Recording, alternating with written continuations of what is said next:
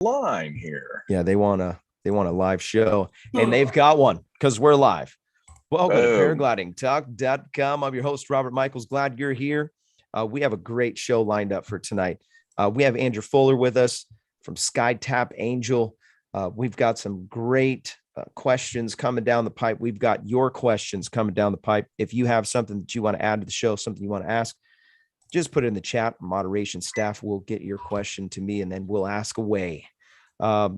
Thank you for logging on. If I noticed that there's a handful of first-time people watching the last couple episodes. If you are one of the first-time watchers or listeners, hit that subscribe button. You should.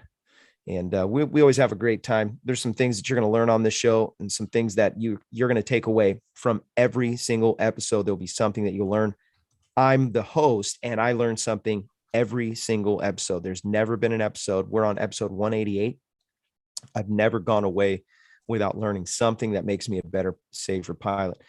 That's the importance of what we're doing on Paragliding Talk. Go to the website, support the show if you can on Patreon, on PayPal to keep this thing rolling. There's a lot of things that you can invest in, but I think that investing in the safety of a sport that is so incredible, it's worth it. Price of a cup of coffee, you can support the show, keep things going, and maybe help somebody to stay safer than they were before. So this show is sponsored by several different great, incredible organizations. And I want to mention those real quick. We're going to go through these quickly. Midwest Parajet, go check out their website, midwestparajet.com. That's the website. They helped me get into my motor. Great place, great people, and really, really cool. We're going to have a couple of those guys on the show here soon. I think the colder that it gets, the more these guys try to hunker down in front of their computers. Right now, there's not that many people watching because everyone's still flying. Actually, I can't say that. There's a lot of people watching tonight. Glad you're here. Also, there is another sponsor, really good one. It's PPG Smoke, Ryan Roberts. Go check out his website, ppgsmoke.com. Also, the show is brought to you by paramotorprops.com. If you're looking to get some great deals on props, no better place to get good props. Paramotorprops.com. Also, this show is brought to you by Larry and Chris at Para Orange Products. They were our first sponsor, and they're near and dear to my heart. If you want to check their websites out, they have two of them. It's paraorange.com. If you can't remember that, it's paraorangeproducts.com. Oh, it's good. Andrew Fuller, thank you so much for coming on the show tonight. I'm really stoked.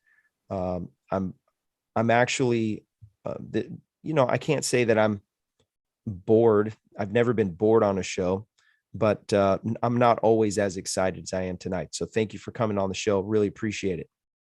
Sure thing. Good to be back.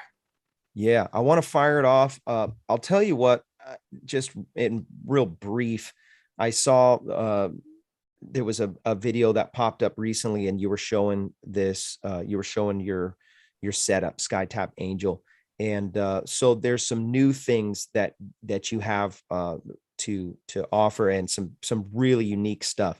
We're not going to talk about that right now, but I had to plug that because I want you to stick around. This is going to be an excellent show. So I want to ask this question. Let's talk a little bit about your personal flying. I hear often that guys that start into training, or maybe they run an SIV, they don't get to fly as much. Tell us where you're at. How often are you able to fly now? And what are you passionate about? What are you working on?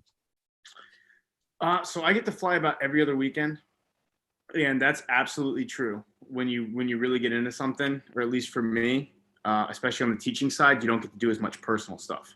So I actually haven't been able to do as much personal towing as I used to back before I ran my own SIV. And right now, it's mostly just focusing on products for us and running the SIVs. We got a new frame launching. So I haven't gotten back to working on the Infinity Tumble in, probably about 9 months. So what you're just doing? I just motor. Yeah, I do your standard motor stuff. I guess what I'm getting at on the acro scale, obviously you're working on the Infinite Tumble over the water, I assume, without a motor. Where are you as far as, how close are you to going pure infinite? It's right there, huh? Yeah. Close, huh? Or that's where I was when I stopped. And one Okay. thing I noticed with acro with me, I had to take some time off last year because I had an injury right here. It's called tennis elbow if you play tennis, but a lot of acro guys get it. Oh, really? And I kept trying to push through it because I used to be younger and I just used to push through things. But I actually ended up having to take some time off for it. And Really? yeah, I took like 5 months with no hard acro. And when I came back, my day back was one of the best days I had had. So it's weird that I feel like acro doesn't really you don't lose that skill if you don't do it as much. I'm sure it's true on once you get to higher levels, but I went right into right back to hitting misty flips and helicopters and stuff. And Nice. and then I was working on the rhythmic, and then just business. It's probably been about 6 months since I've towed, but it's been about 9 months since I've really gone out there. Like we used to do instructor weekends where it was no students and it was just 2 or 3 instructors, and we used to just train. So I'm kind of a rookie when it comes to acro stuff. When you say, for example, rhythmic sat, explain that. What are you talking about when you talk about rhythmic maneuvers? So your sat, which is Mm-hmm. when you're rotating so tight that the point of rotation is halfway between the glider and the pilot. Mm-hmm. In your rhythmic sat, you actually pump it. So you start off doing your normal sat, and then you pump it higher and higher with each rotation, and you can pump it all the way up into an infinity tumble. Ah, okay. And that's kind of the route I've chosen to learn the infinity tumble. Some people do direct entries, like dynamic entries. Right. Do it, and you're off axis, and you can get the rotations, and then you have to exit. And then if you hit it perfectly, then you're in the infinity tumble. But I think the way to go about it is to learn the rhythmic, because you learn the correction. So that way, so if I learn the correction first, and then if I go for direct infinity tumbles, then I'll know the correction if I'm off axis in either direction. So Nick Griffith said, is it true? If you don't use it, you lose it. Man, with driving the towboat, yeah. With acro, I haven't seen that. And that might be because I've been flying for 9 years and I've only been tow teching for about 3, but yeah, I don't think you lose it as much as you think. Now, you do get physically fatigued quicker when you stop using it, but the skills that you gain, it's almost I feel like it's like riding a bike. You can go years without riding a bike, you jump right on it, and you're just as good as you were, but you get tired quicker. So I think that's kind of how it is. We were talking a little bit before the show, and you were talking about some guys coming in and going right for the gusto for learning to do a helicopter. And over the years, I've heard that is one of the most finesse maneuvers that you're going to learn, and it can be pretty dangerous. Talk a little bit about that. What are you doing? What is it that you're plan? I guess we'll talk a little bit about pre-planning in the next segment, but what is it that you're doing? And how do you work somebody into the helicopter maneuver? So usually when they get the helicopter, it's usually their second SIV. And that could mean that they did an SIV with somebody else and they went through all of the asymmetrics, deflations, and learned the full stall at another school, or they could have learned it at our school. And so they come to us. Usually if they come through our school, we spend almost an entire day doing negative maneuvers, and we do 5 tows, minimum 4,000 feet. And so when we do the stall day and the negative day, you get a ton of stall practice, and then we do the negative spin part. And then we go to working on parachutal.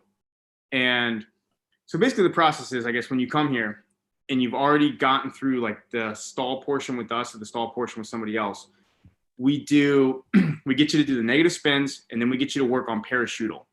And negative spin is where a helicopter goes when you mess it up. And then parachutal is the entry to the helicopter. So rather than just going directly to the helicopter, we work on you keeping the glider fully inflated and dealing with it almost completely open. And so you're very, very familiar with tail slide. And then when if you're in parachutal and the glider starts to act funny, you pull it right back into tail slide, and then you work back up into parachutal. And then we do the negative spin portion, which is where it's going to inevitably end up because nobody hits their first 20 helicopters, And then we just start, once they get to a point where they're controlling the glider, it's not getting away from them, it's not diving out in front of them. Like they might not have full control, but it's not getting to the point where it's shooting out and frontaling and stuff like that. And then I'll basically make the call if they're ready too, like, hey, I think you should start, I think you're ready for the helicopter. And it doesn't take long. We've had out of our last like 7 return students, I think 6 of them hit helicopters. So, Wow.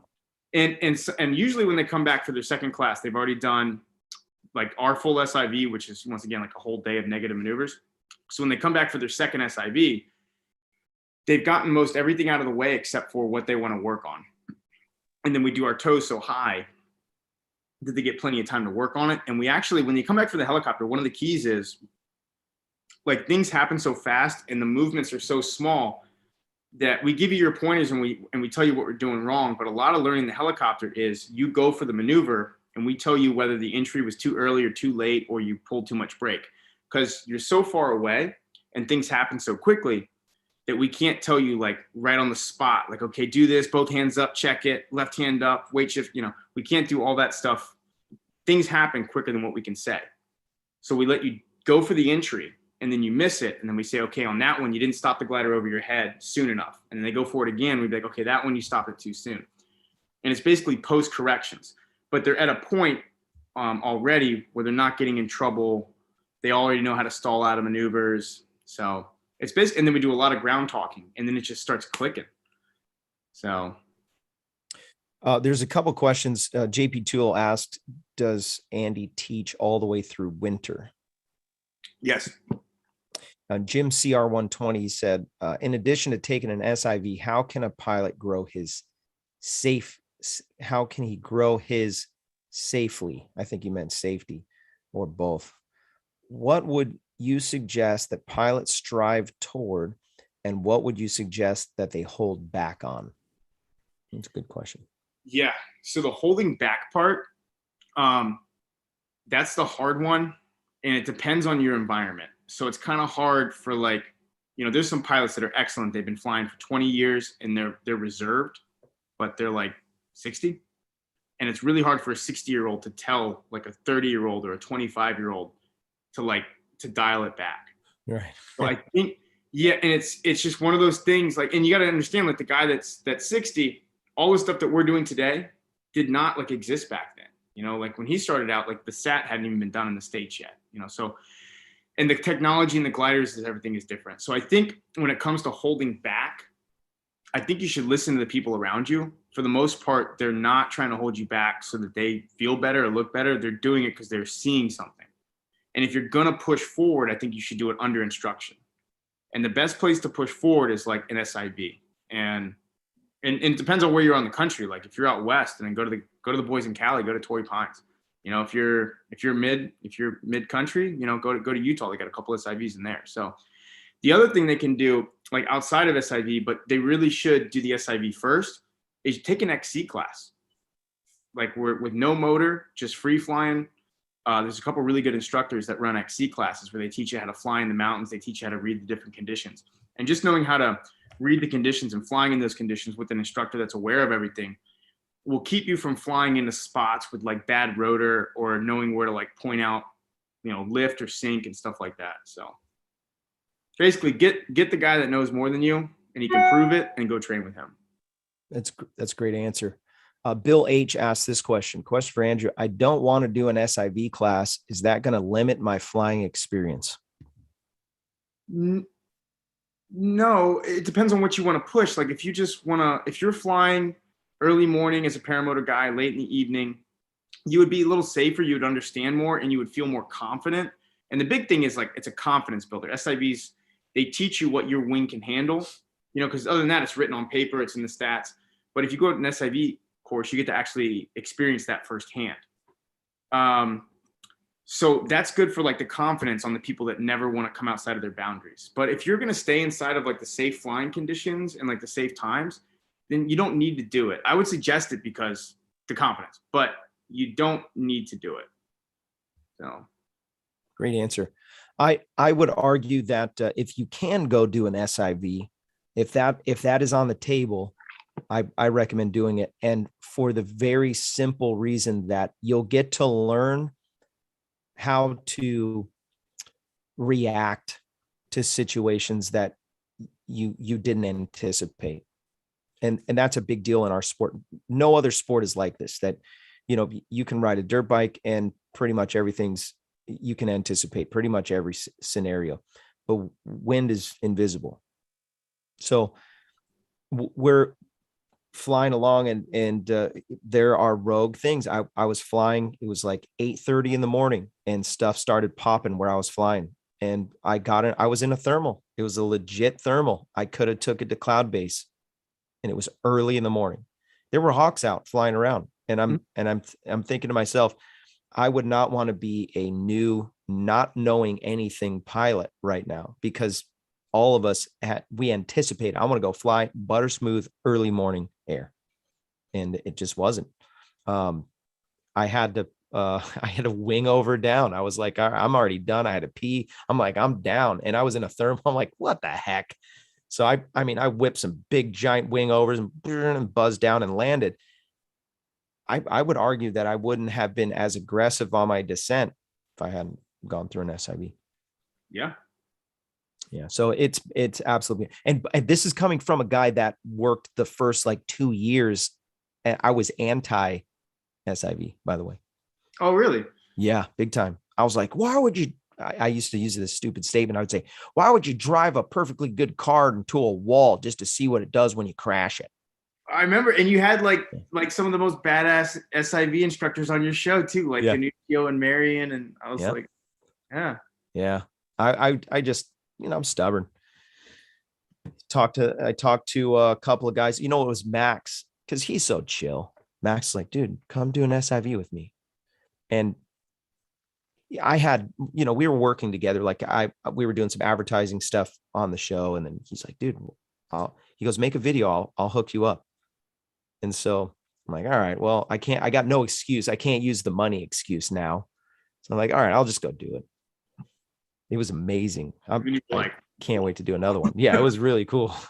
I mean, it was intimidating. I'm not going to argue. The first tow was like, I didn't know what I was doing. Like, oh gosh. And then Max gets on the radio and he's like, here we go. Okay. Paraglidingtalk.com. Here we go. Full stalls. Okay. Let's get down to brass tacks. Talk a little bit about the aftermath of last year's accident. How do you process something like that? What advice do you have for other teams that are trying to put together SIV training and boats and all that happens? Oh man, that was rough. I don't know. Everybody processes that stuff on like a different level. So I don't even feel like I'm qualified to tell anybody how to deal with anything like that. So yeah, no, good answer. Yeah, some people I know, because it's happened in nearly every SIV that exists. Oh, yeah. And I know some people take taking over a year off. One of the things that got us back into it pretty quick was we actually had a couple guys that were supposed to come to an SIV, and one of them actually got injured. Or sorry, he had a fatality the day he was supposed to be at an SIV, and I had actually canceled it. And I had a couple instructors call me up that I look up to, like Eric Dufour, that were like, man, dude, get back into it. Like, come on. Like, all right. So I want to chime in right here. And I was thinking about this because, it's a hard question. Oh, Kent Stamey donated $10 to Super Chat. So did Crazy Uncle Bob. Thank you for your contributions to the show. Appreciate that. I wasn't going to ask the question because I don't like the bad vibes. I'm not interested in, shock jocking and having a show where we're like, let's do this. Let's ask the hard questions. But I have to say that I'm glad that you're pressing that, because what is coming out of this is safety. You can say whatever you want about how long the sport has been around, but reality is we are pioneering a sport. This is the beginning of a sport. And there's going to be situations like this. There's going to be things, there's going to be lessons to be learned. The real hard thing is to say, I'm turning it off because of a mistake. There is so much good stuff that's coming out of it. That small amount of bad shouldn't be the determining factor, because there's so much more good things coming out. I don't know how to argue the case, but I say it is much better that we're doing a safety clinic rather than not, and sitting idle to say, well, I don't want something like that to happen again, and just let people figure it out themselves. I mean, it's counterintuitive. So I applaud you for taking the initiative and bringing your head back up and going after it. Yeah. That was definitely a rough one. So yeah. So any advice to guys that are trying to put together now? Is this 3 years in tows? 2 years? 3 years of tow tech, and we're on our second year of SIV. Yeah. So you've got 2 boats now. We were talking just pre-show, and you started rattling off some of the specs on the boats and some of the things your boats are incredibly fast. Talk a little bit about that, what your decisions were to renovate these boats and what you're using for your tow, for your payout winch and stuff.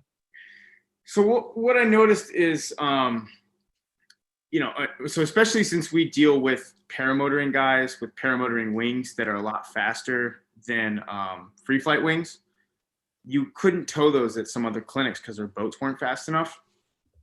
And also, and you can probably relate to this, when you're under tow, especially for your first time, it's a very awkward feeling because you have all that pressure on the line and the boat's turning and they want you to go straight. And people will inevitably like cut the pattern, which is they're shorting themselves on their tow if they cut the pattern. And we knew that if we had speed, then we could make up for all these problems. So like if a pilot cuts the pattern, we can just gun it and then tighten the line right back up. If they're on, like I've towed people on 16 square meter free rides, which is an incredibly fast wing. We've towed up people on 17 square meter full-blown acrobatic wings, which are very fast, especially when they're loaded up. And you need the boat that can outrun that glider and outrun that glider downwind. Because if you're trying to have an efficient operation, it's best to end the tow where you started it. So when we built our boats, we picked out our first one, and it'll do 58 miles an hour under tow. And we think that's the fastest towboat ever.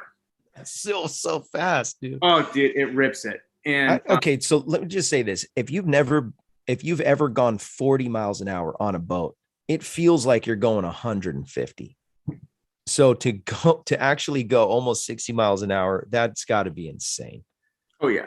And yeah, we got the line attached to it and we're flying through, like, so we're in Florida. So we have like a little bit of Everglades area. So we're flying through like lily pads and stuff like that, just cutting right through them. And the boat just skips across the water. And that's actually our slow boat. Wow. Yeah. So what we did was we got that boat and we cut the whole front deck out of it. And we pulled out, I think, 380 pounds of weight, which that alone made it faster. But we replaced that with about 400 pounds of winch. But we repositioned the weight, like we were basically driving the boat around. And I had a bunch of people on board. I'm like, all right, everybody sit here. All right, you move here. And that's kind of where we determined where we were going to put the winch. And then in that particular boat, it has a AAA winch, which that is the best bang for the buck winch you can get. But the best winch, period, is going to be the tow me up winch. And we actually have a AAA winch that's converted over to a tow me up winch. And it's a hybrid, like, amazing winch. So it's hydraulic pay in, hydraulic pay out. The hydraulic pay out is so incredibly smooth. Like, we tell people about how like the toe can be a little jerky sometimes. They don't feel that on that winch. And who then, makes that? So the tow me up is like the best, but it's a big winch. What we have it's called a AAA winch. It's a smaller company, a pretty small company. Man, when something breaks, you call them and they got you covered. And what we did was we had that one converted over with like tow me up winch parts, because the AAA winch is like a chain motor rewind, and tow me up is hydraulic pay in, hydraulic pay out, and it's just more industrial. So we had all those parts switched over. So it's kind of like a hybrid between the two. So it's a little bit lighter than the tow me up, but it has the same exact parts on on a smaller winch. So Hot Buttered Productions, who is formerly known as Hot Buttered Steve, donated $20 to the super chat. And he said, this message is brought to you by Nebraska Paramotor. Nebraska Paramotor, bring a bucket and a mop. Well played, Hot Buttered Steve. Also, this show is brought to you by American Allied Drains and Plumbing. If you're in the San Diego area and you're in need of plumbing, American Allied Drains and Plumbing is your company. Mention Paragliding Talk when you call for their services. They will give you a 10% discount. If you want to get a hold of them, their phone number is 844-777-9055. Reach out to them right away. Also, just like Hot Buttered Steve said, I'm a huge fan of Nebraska. And also, there's a guy there named Nebraska PPG, Josh Bowden. He has a training course there in Nebraska. If you're trying to get some training, sign up with Josh and his team today. There's a link in the description. Appreciate him being a sponsor of the show. Also, the show is brought to you by iFly Indiana Paragliding. If you're interested in flying paramotors, no better place to get proper training than iFlyIndiana.com. Kevin and his team will get your feet off the ground. We're just 4 minutes early. We're going to mess with the people that come in right at 30-minute mark to try to win something. We're going to give it away early, folks. Nice. Yeah, let's spin the wheel early. Absolutely. All There's right. 81 people. My word. Yeah, and there's 67 of them that have been in chat. It's been insane tonight. Let me tell you, Andrew has been an excellent guest. So let me point that out first off. Yeah. I'm going to highlight your screen. And thank you for sharing all the knowledge and information that you do have, Andrew, because it really does help. Oh, sure thing, bud. I'm putting it out there. You guys see this? You see this wonderful wheel? Are you ready, Robert? Yes, sir. All right, here we Spin go. it to win it. It's spinning. Spin it to win it. So the spin of this wheel is brought to you by Calamity Kite Clinic. Sean teaches a course, and if you're looking to make you want to do some ground handling, you want to do some training, step up your game, CalamityKiteClinic.com. That's the website. You will enjoy you're flying much more when you know how to kite good, and you look like you know what you're doing even when you don't. If you can kite good, people just go, that he's good, even if you're not. On that note, my girlfriend is a phenomenal kiter, but she hasn't gotten so much flying in because I'm so busy. And people see her kite, they're just like, "Oh man, how many flights does she have?" I'm like, 18. So, but she is top of the line kiting. So that's awesome. Yeah. Congratulations, Linda Anderson. Whoever that is, you win some AMSOIL tonight. I hope you have a weed whacker. Isn't that our PR department, Robert? Oh yeah, that's right. I think that is. Does that count? Because she doesn't really fly, but I put. We have to get her a prize now. I'm gonna have to get her a gift card or something. Yeah, we're gonna have to do something special for flowers, man. I'm just gonna send her some AMSOIL. Send her some flowers. This is my show. I'll decide what gifts get given out. So am I spinning it again, Robert? So that way people don't think that this is rigged. Okay, it's definitely rigged because I almost won again. All right, so I'm going to close this. I'm not going to remove her name. I'm going to keep it fair for everyone. And we're spinning one more time. Here we go. Yep. This is you see the guy in the middle? The guy in the middle there is like what you would do if you were in your second SIV with Andrew. That's a rhythmic. He's rhythmic right there. Yep. Yeah, it's almost like a power on barrel roll with the new the new 10 Sky motor. Yeah. Let's see if I can pull up these pictures that you sent me while that's spinning. I've worked on building the suspense. Is this suspenseful, y'all? It's working. Oh. Oh, no, I don't want to do that.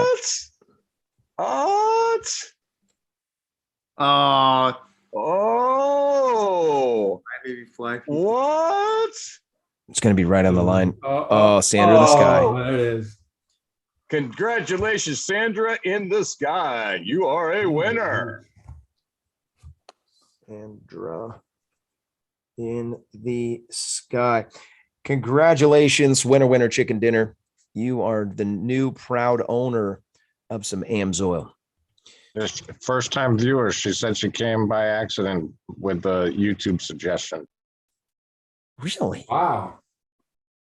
I predict she's going to be a pilot in 6 months.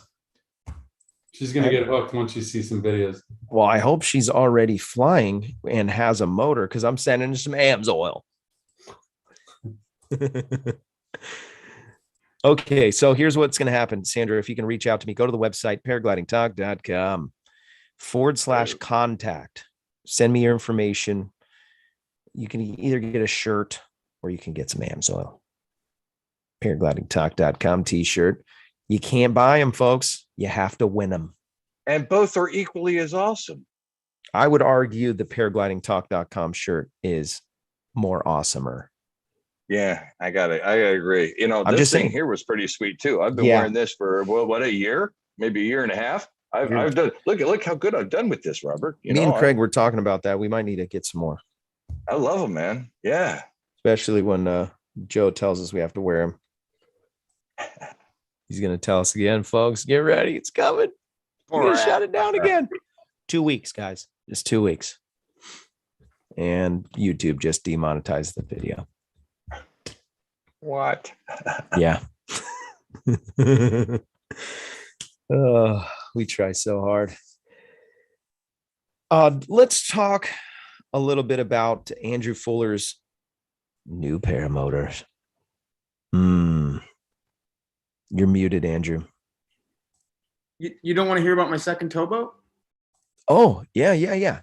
Actually, I didn't realize that you stumbled right over that. Yeah. No, we got a second one. We built it out. It's even faster. That's all. Yeah. So talk about that one. How much faster? Yeah. 4 miles an hour, 62 miles an hour. That is ridiculous. Yeah. And we, one of the things we do with our SIV is we run 4 students max. And like you've been to other SIVs with like multiple boats, and they'll have like 8 students per boat. And we'll run maximum 4. And we have 2 boats. And that's just because we have a backup boat. Because I don't know if you've ever been to an SIV with like the boat breaks, the winch breaks, the line breaks, whatever it is, it's always good to have a backup. So no doubt. We did the same thing. We took the boat, we stripped it out, we put a cloud street in this winch in this boat because it's our backup. And that thing rips it even harder. But the winch it was not quite as good for industrial stuff. So, but yeah, 2 boats. There was a question before we shift gears and talk about your new motor. There was a question talking about this guy wants to start, Ryan Moore. He wants to start his own SIV endeavor.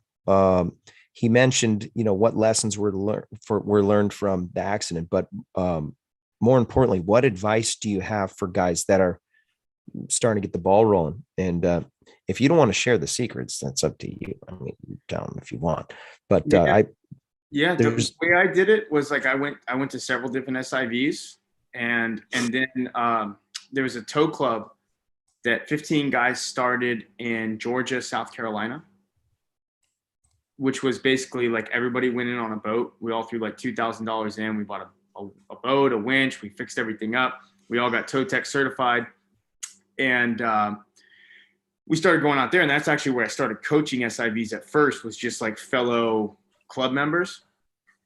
And then I was bouncing things off of the guys that I've taken SIV instruction from. And then I don't know how far back you watch my videos. I don't even have that many, but I was testing out different wings, like reflex wings, which is something that people hadn't done yet, or at least I haven't seen anybody else test out SIV things yet on reflex wings. So I was testing out those gliders, and I was sending it to my SIV instructors, and I was posting them. And then I was telling them kind of like what my plans were and what I was kind of building up to. And then when they gave me the okay, then that's how I did it. So basically when I did my SIV, I wanted to make sure, like, out of respect, that the guys that I did SIV under thought that I was ready. That wasn't a call that I made. That was a call that people that taught me made. So, smart.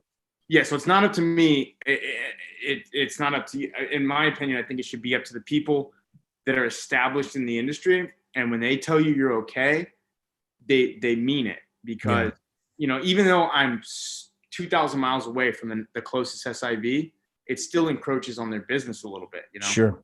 So that's how I determined it. I'm just going to say straight up, since I started flying, I've never heard of so much available SIV training. It's amazing. And they're booked out. They're loaded. Guys are signing up left and right. That, I hope that the show kind of contributed a little bit to that. Just the coverage and opening the conversation. My hope is that down the road, there'll be enough going on in the sport that it is something that people are like, hey, you know what? That's a safe sport. This is up to you how safe it can be. Yeah, honestly, not mystery.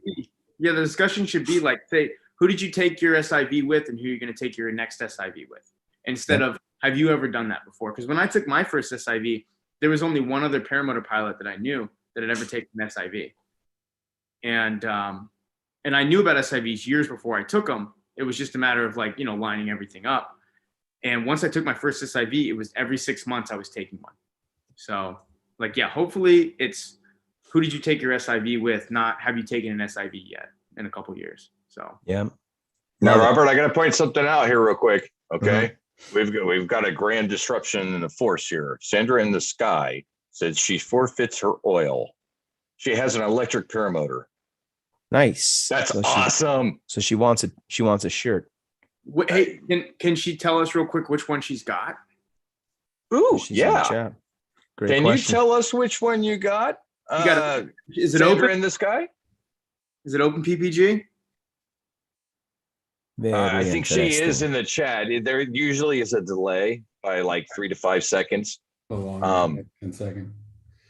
So let's talk a little bit about the preparation pre-SIV.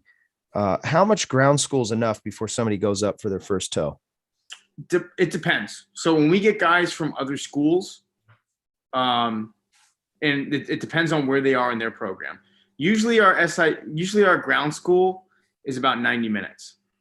If you come in and you have your equipment and you haven't done an SIV before, it's about 90 minutes at first. And we only like to go over we go over everything lightly, but we like to go over specifically and more in detail of what you're about to do, like the next day. And we try not to fire hose people with information. Because one of the things that I've learned is everybody has their opinions, and there's so much information on the internet nowadays that people can just get 10 different opinions and they can just research and research and research. So when they get to the SIV, it's like, all right, this is the simple part that we're supposed to do. This is what we're looking for. And then we advance it along the way with what we tell you. So I noticed, especially with stalls, if you give people too much, if you give them too much and you tell them everything, then they think too much about it. And almost everybody that goes to an SIV has done tons of research on it. So when we get them, we try and keep it simple. And then once they grasp the simplicity of it, then we start evolving it. And stalls is a good one. If you get a guy that's done a ton of research and you fire hose him with information, he's going up there and he's stalling it. And then he's trying to do all these minor corrections that he's 5 toes away from. But if you keep it simple and he can get in and out of the maneuver, then if he can get in and out of the maneuver safely, then you start advancing what he's doing in that, finding tail slide at a higher point, exiting from a higher point in tail slide, eventually working up into parachutal. And so I found that baby steps is the way to go, that's part of the reason most SIVs do 8 students per boat, they do 3 tows a day, and they do 3,000 foot tows. So we do 5 tows a day, minimum 4,000 feet, and we'll tow you up to 5,000 feet. Otherwise we break airspace. And, wow. But the thing is, so when you're doing an SIV, if you get towed up to 3,000 feet, you got to stop maneuvers at 1,000 feet. So you get 2,000 feet of altitude. When you get towed up to 4,000 feet, you stop maneuvers at 1,000 feet. You get 3,000 feet of playtime, right? 3,000 feet in the box. And then when you do 5 toes a day as opposed to 3 toes a day, now you're looking at 12,000 feet of playtime per day, which with the extra altitude and the extra toes, that can be more altitude in one day than you'll get at another SIV in its entirety if you get all of its toes. So we can actually go up there and do something. And then we can say, okay, this is the next step. Let's go do it again. And then we can say, all right, now that you're doing this successfully, do it on your own. I'm going to be on the ground with the radio keyed on, but you're going to do all these maneuvers on your own so that you can reinforce it on your own accord. And we do that with stall. We do that with all the maneuvers outside of like your basic deflations. So we do that with stalls, sats, wingovers, helicopters, you name it. And that seems to be like the big breakaway is when you tow people up, you know, you do like your 3 toes under instruction, and then you start cranking up to 5,000 feet. And you give them all that out. They got 4,000 feet of playtime. And you're like, I'm just going to watch and I'm going to see what you do. And that's when they really start evolving as a pilot, is when they're not under instruction, but they know they still have the instructor watching and they have the safety of the boat. So. Yeah, I think that was my favorite time in the SIV when we lost radio communication. Max's radio stopped working. And I was just getting these little, he was like, okay, Rob. All right, and then do this. And I'm like, all right, I'm going to do a sat. Yeah. And that's the one thing I noticed, like when I was doing SIVs, like, and don't get me wrong, I haven't run into a bad SIV yet. Everybody's good. But what I noticed is the one thing I always wanted was more altitude, more toes. And then I wanted the ability to practice this stuff on my own. And if I can't practice it on my own, and I'm only slipping sats based on your instruction, then when I walk away, I don't quite understand it. So like doing the higher toes and doing more toes gives you that availability, that time, that air time to practice on your own. And like one of the other things we do too, so we're not forcing anything, is if a pilot, if we go out there and we have a bad weather day, then we prorate the entire class. Like, so if we only get, you know, we guarantee 3 days of towing. And like, we just did this. We had a guy, he came out here and he got 14 toes, and we prorated him 14 toes. Like when he's supposed to get 15, but we prorated him 14 toes. So that way we're not all under the gun. You know, we're not trying to pull things off. And with small numbers, with like maximum 4 people in a class, we're not trying to like force things in and make sure everybody gets their stalls, everybody gets their reserve throw. We hardly have any students. You know, we're less than half of what other SIVs are with 2 boats. So we can sit down and take a lunch break. We can sit down and actually talk. And the other pilots aren't going to get upset that I'm spending, 15 minutes talking with one pilot about a maneuver that he's trying to learn. Cause they're like, dude, it's 1 o'clock in the afternoon. We got another 6 hours of towing. We're all halfway done already. So, yeah, I think that's critical. Not to rush through an SIV, because there's so much information to process, and you need interpretation. It's like a different language. You go up, you do some maneuvers, and you come down, and your instructor is like, hey, let me interpret what you just heard. Mm-hmm. And that's a really critical, and that's why I asked that question about the ground school. 90 minutes is amazing. I think we did about the same when we did ours. We did ours a day before, and then we did quite a bit of ground school before we even started our first couple launches, especially for the new guys. A couple questions from the chat. Can you tell us about your team? Does someone step in when Leah Cachulo goes to Europe? Yeah. And it depends on the number of the classes. So we have another tow, Bill, that'll step in. And the beauty of keeping it small, though, is that you don't need that. So we have people that help out on the ground. Sometimes I'll run the boat and coach at the same time. And I actually, believe it or not, I prefer that. I prefer running the boat and coaching, because I can coach while I'm rewinding, and then I'm in full control of everything. But usually when that's going on, we have somebody on the ground that's hooking everybody up. So. Another question. How soon, this is from Jim CR120. How soon should someone consider going to an SIV? What time and skills do you want them to have as a prerequisite? So they need to have they're launching and landing dialed. And we'll instruct people, like sometimes like the wind gets goofy, or like we'll just tell people, hey, the wind changed since you took off. But reverse kiting should be good, because sometimes we get paramotor guys that aren't keen on reverse kiting. So they should have that, because our lake that we tow on is huge. So we can tow all day long with almost laminar wind all day long, like nothing that's dangerous, which is great, especially in the wintertime when it's cooler. But you should be confident when you step up to launch that you know how to set up all your gear and lay out your glider fine, and that you're going to nail this launch, you're going to nail this landing. So if you don't, then it becomes to where we're teaching you, and it's not saying like we won't do it and it hasn't happened. It absolutely does happen, and we absolutely do it. But like sometimes we find ourselves out there teaching like reverse kiting so somebody can launch. And that's kind of taking away from right part of it. You know, now we're going back. Botched launches at an SIV is like come on, you know, no one had one at our SIV.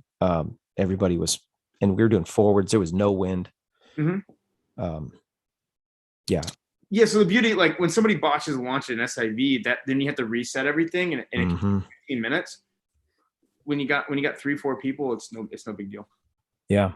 You know, it's like, all right, everybody helps. Yeah. So that's one of the benefits. Like, I feel like when you have more people at an SIV, you're so much more under the gun. You know, like it's hard enough getting 3 tows or getting 5 tows with 4 people. If you're doing 3 tows with 8 people, that's even more difficult. So like given that time, and then like in Florida, sometimes there's clouds really low, and they'll last till 10 o'clock in the morning. And so that'll take away, or if a rainstorm comes through, the rainstorm will last for an hour. You got 4 people max. That doesn't even affect you. Like that's lunch break time. You know, it storms for 30 minutes over there, and then you go right back to flying. Joey Eggenberger asked what motors are on your boats. 200 horsepower. It's not about the engine size though. It's about the boat, the profile of the boat we got, and the way we built it out, where we placed the winch, how we stripped all the weight out. So, because there's a boat in Utah, and I think he's 340 horsepower. He can only go 43 miles an hour. So altitude helps. Boat. Yeah. Like altitude helps. Like a 200 horsepower engine in Utah is not 200 horsepower. I think you lose like 25% just on the altitude difference. Also, if you like in certain places like Utah, yeah, there she is. There's Puff. That's our secondary. That's the fastest towboat. Let me, I'm going to put there we go. Get control here. Yep. There's Puff. Yeah, that's the one that goes 62 miles an hour. The one on the other side of her, that's Spooky. And yeah, she goes 58. Yep. That's the other one there. So yeah, so when you go up in altitude, you lose horsepower. And then if you're on some of these lakes that require a jet drive, so you don't trash your transmission, you lose even more efficiency on your jet drive unit. Whereas we have boats that are built for bass fishing. They're built to get out there, get to the fish and catch them, and then get back in before the alarm goes off. So, and then we're all, you know, our lakes are everything's nice and mellow with the weather. So we don't need anything that's like ocean going. So I think most people go with wakeboarding boats because it makes sense that wakeboarding boats are towboats. What we found out is that speed is the key, and that's the solution to correcting pilot error or fast wings or high wind days. So there's here's a picture of a bunch of new frames. Talk a little bit about your latest addition to the Paramotor Madness. So we came out with a new frame called the Spartan, and it's actually been out for about 5 months now. But basically, like logistically, the manufacturing is taking a little bit longer than we'd like to because of COVID and all that other stuff. So we're actually doing a soft release where all of our frames have basically been word of mouth, or if you come over to our house and have us do like some glider repairs or something like that, and you see the frame, then we sell it to you. So we actually have a big batch coming in about 2 weeks. So we'll be more able to sell them. But we like the way things are going where it's like a soft launch. But basically what we did with this frame was majority of frames are swing arm frames, and that's what the majority of pilots prefer. And the frame that we originally manufactured is the Angel, which is built specifically for safety and performance and absolutely not about ground comfort. And what we did with the with the Spartan frame was we built this one for the market, and we brought over as many safety features as possible with the Spartan off of the Angel frame that we could fit in while still keeping it, we brought over the two main safety features with the quick release harness and the 400-pound test Kevlar netting. And then what you're seeing right here in this video is actually how we do the bar tacking for our harnesses. So we can put a quick release harness on any paramotor harness that you have out there, whether it's for a Green Eagle or whether it's a Sup Air, an APCO, a Dudek harness. We have all this hardware in stock. We have all the industrial sewing machines in stock. And this right here, this video is our bar tacking machine in slow motion. And the bar tacking machine that's the strongest stitch that you can have. So to keep everything to where we can customize it for people, you can just come over and we will do pretty much any harness repair work. We can make glider lines. We can attach quick releases. The only thing we don't do is like if you tear a glider, we don't mess with that. There are plenty of great people that can repair like actual like fabric damages on gliders. But so far as glider lines and harness repairs and stuff like that, we can do all that stuff. So Driver Jeffro donated $20 to the super chat. He said, helping Robert pay for ridiculous Cali tax rates. Maybe we should move to Mars. I agree. Thank you, Driver Jeffro. That's pretty funny. Literally is going to go straight to tax. Well, big portion of it's going to go straight to YouTube first. You knew, art. That's what they say there on Mars. I think Mars is looking better and better every day. That's the first tax, YouTube. Yeah. Yeesh. Skylar Costa was talking about, he said, was there a response to the flat tops comment concerning the welding that was shown? Yeah, we have a really good video that we're just waiting for these guys to finish up, because you have 3 guys that all work for the same company and all live in like the same town that are like simultaneously coming after us. And some of the stuff they're coming after us with it's pretty laughable. So I don't want to like blow out everything. Yeah. Don't do that. Yeah. No. But I've already said too much with the bar tacking machine because they thought that was crappy stitching when it's actually the strongest kind of stitching. Nice. Yeah. So I don't want to say too much about it, but yeah, we're gonna respond to that when they've exhausted all their air and they're done with, because there's 3 guys that work for the same company coming after me, and it's like, look, we just got over the whole, when you guys are done, I'll respond. So yeah, that system will come. Nice. All right. There's two other questions, and this is from Jim CR120. He said, do you teach how to pack a reserve? So when you come to an SIV, if we have a bad weather day, we'll pull you right inside and we teach you how to repack. Nice. Yeah. So like one of the things we do, we went all last year with one canceled class and one bad weather day of any class, right?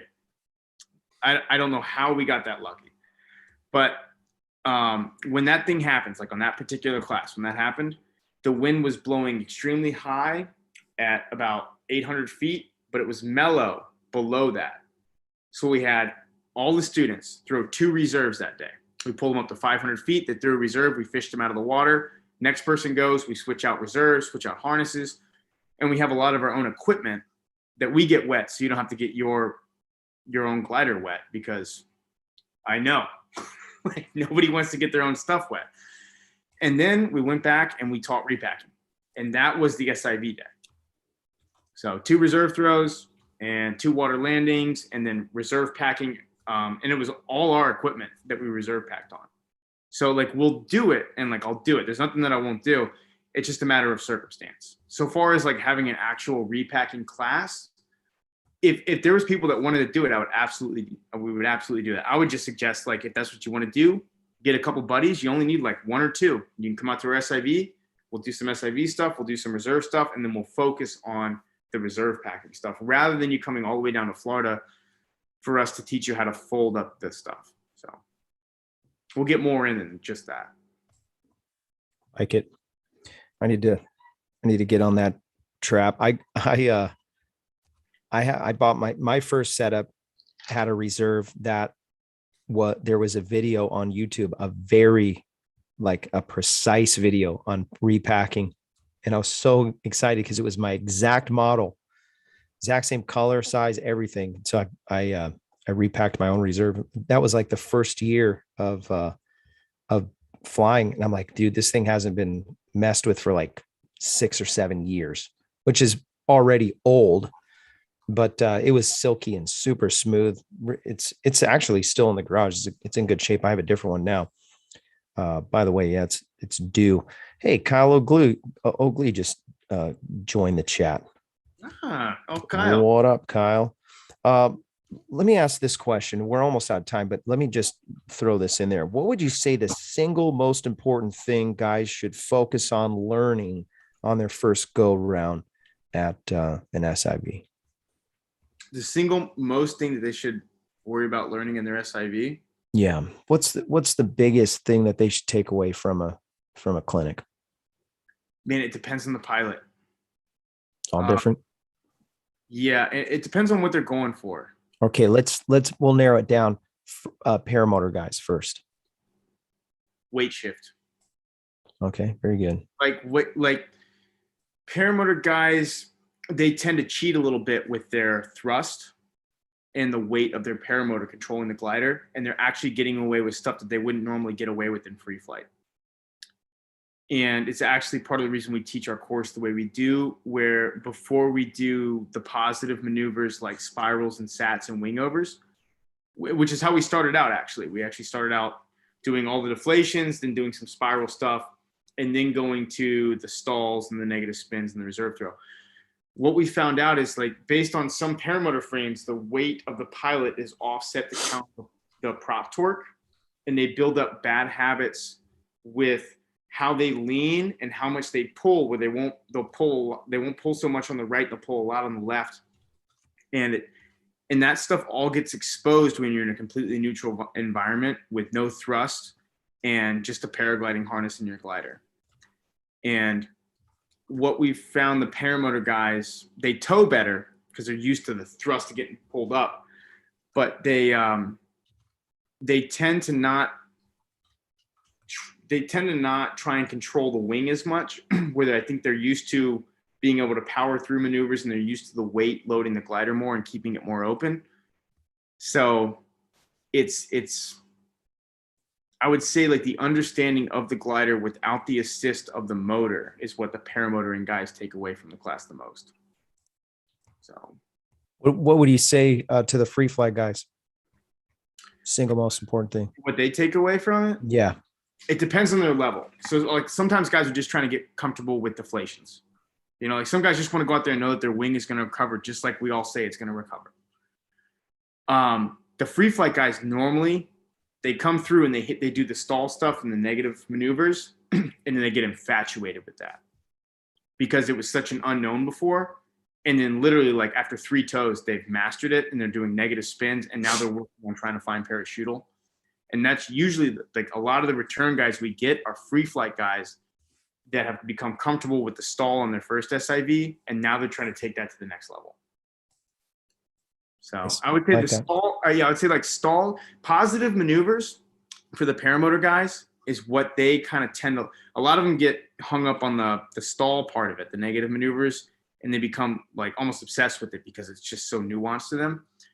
And but the weakness in paramotor guys is the power on maneuvers, like the wingovers, the spirals, the sats. And then the free flight guys don't have that, I guess, weakness, you would say. That's kind of a bad word to say, but they really get into the stalls. in the negative maneuvers, the free flight guys. So. Nice. Well, we're going to go to the after show. Just have to mention a couple sponsors. Shows brought to you by Lone Star Paramotor. If you're in the Lone Star state of Texas, reach out to Ron Turan and his team for world-class training. LoneStarParamotor.com is the website. Also, Torrey Pines Glider Port is a sponsor of the show. Amazing place to get some training. You can get your P3 there, and you can get your all kinds of ratings there, but mainly just to go and fly in a very beautiful place. Torrey Pines Glider Port. That's flytorrey.com is the website. The show is also brought to you by Resurgence PPG. If you're interested in supporting our men and women of uniform, you can make a tax-deductible donation to resurgencepppg.com. And when you do that, when you're donating to them, you're sponsoring those people that put their lives on the line for your freedom. So reach out to Todd Scandrett. Their website is resurgencepppg.com. Again, that's a tax-deductible deal. What is it, Craig? Is it smile.org? Smile. If you want to support their organization with smile.amazon.com. That's what it is. Thank you. I knew I needed your help on that one. Yes. So basically what you do when you purchase things, a small portion of what you purchase will go to a charity, and you get to choose your charity in Amazon. So if you're buying stuff from Amazon, you can make Amazon basically give some of the proceeds to Resurgence PPG. And if you want to know how to do that,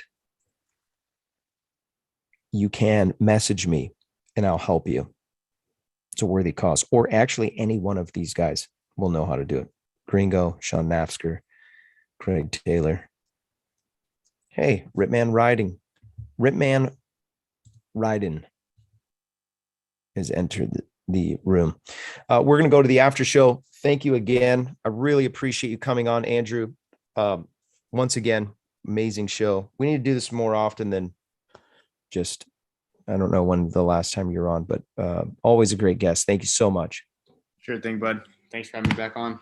Yeah. So we're going to go to the after show. Andrew's going to stick around for just a few more minutes and answer some of the questions. If you're a super chatter, if you're one of the Patreon supporters or the after show, thank you again. I really appreciate you coming on, Andrew.